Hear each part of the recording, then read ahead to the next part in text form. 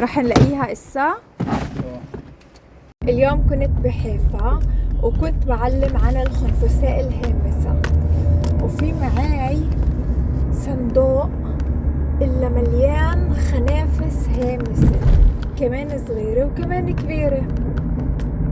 فتحت الغطا عشان أكدت الخنافس الصغار أنزلهن، ففي واحدة كبيرة طلعت وقعت بقلب السيارة. أجت من تلا الشوفير يعني. حاولت إني أطلعها أمسكها عشان أرجعها على الصندوق، بس فاتت هيك بفتحة وعلقت هيك.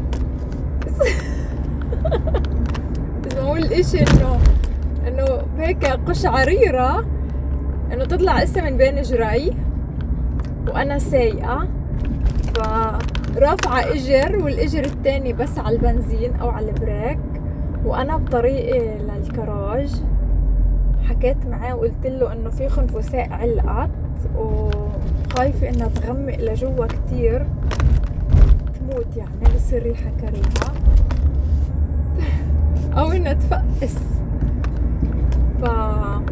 بنشوف إسا إيش ممكن يصير.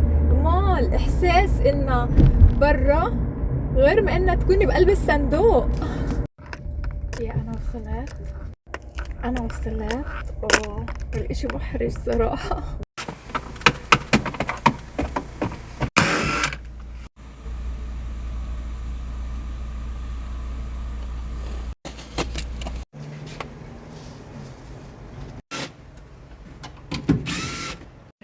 هنحمص السيارة كلها عشان خنفساء، عشان نطولها. وينها؟ صحيها. بارك الله فيك، شكرا كثير لك.